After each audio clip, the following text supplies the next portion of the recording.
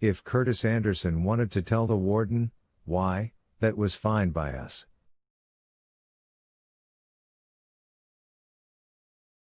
If none of those asshole scribblers put it in their papers. They won't, I said. If they tried, their editor'd kill it. Too gruesome for a family audience. But they won't even try, they were all vets tonight. Sometimes things go wrong, that's all. They know it as well as we do.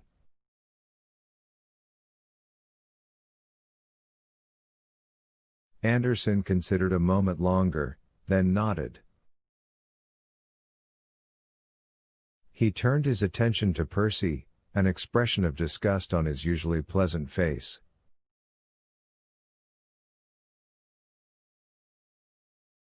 "You're a little asshole," he said, "and I don't like you a bit."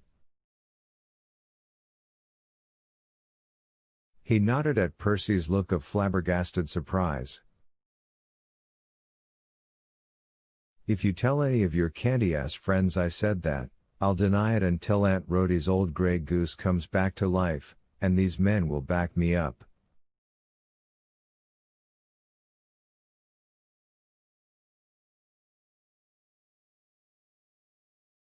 "You've got a problem, son." He turned and started up the stairs. I let him get 4 steps and then said, "Curtis?"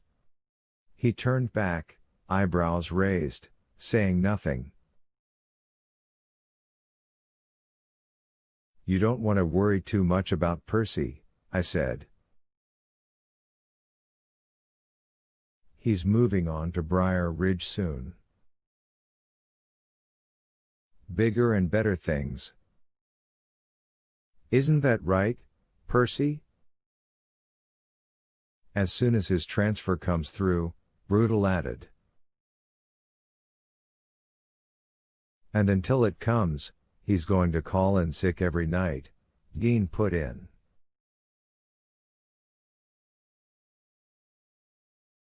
That roused Percy, who hadn't been working at the prison long enough to have accumulated any paid sick time.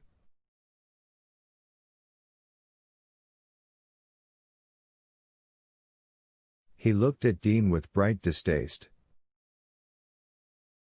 "Don't you wish," he said. 6. We were back on the block by 1:15 or so, except for Percy, who had been ordered to clean up the storage room and was sulking his way through the job, me with a report to write.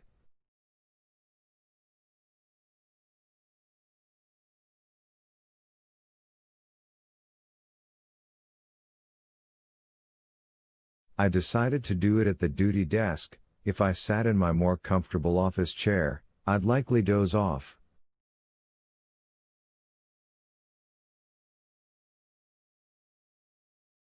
That probably sounds peculiar to you, given what had happened only an hour before, but I felt as if I'd lived 3 lifetimes since 11 o'clock the previous night, all of them without sleep.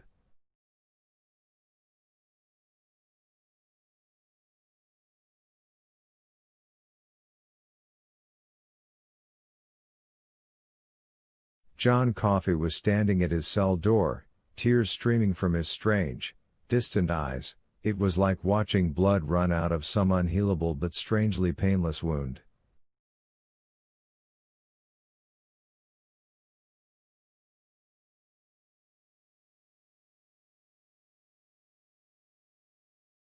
Closer to the desk, Wharton was sitting on his bunk, rocking from side to side, and singing a song apparently of his own invention, and not quite nonsense.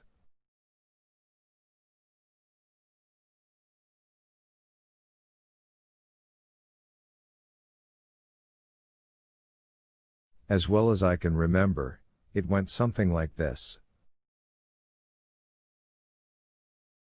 Barbecue. Me and you. Stinky, Pinky, phew phew phew. It wasn't Billy or Philadelphia Philly. It wasn't Jackie or Roy. It was a warm little number, a hot cucumber, by the name of Delacroix.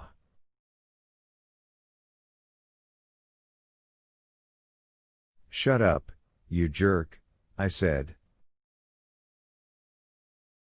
Wharton grinned, showing his mouth full of dingy teeth. He wasn't dying, at least not yet. He was up, happy, practically tap dancing.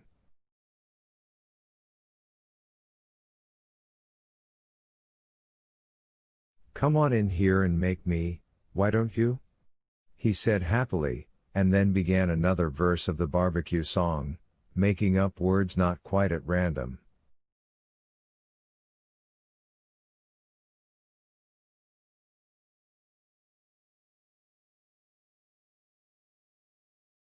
There was something going on in there, all right. A kind of green and stinking intelligence that was, in its own way, almost brilliant.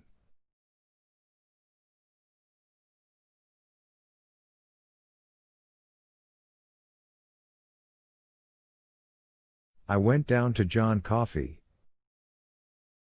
He wiped away his tears with the heels of his hands.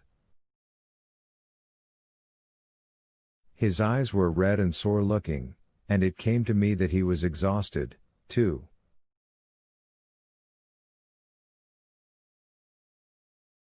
Why he should have been, a man who trudged around the exercise yard maybe 2 hours a day and either sat or laid down in his cell the rest of the time, I didn't know, but I didn't doubt what I was seeing.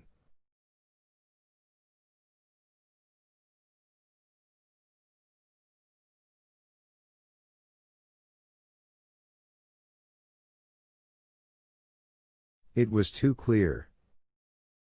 Poor Dell, he said in a low, hoarse voice. Poor old Dell. Yes, I said. Poor old Dell. John, are you okay? He's out of it, Coffey said. Dell's out of it. Isn't he, boss? Yes. Answer my question, John. Are you okay? Dell's out of it, he's the lucky one.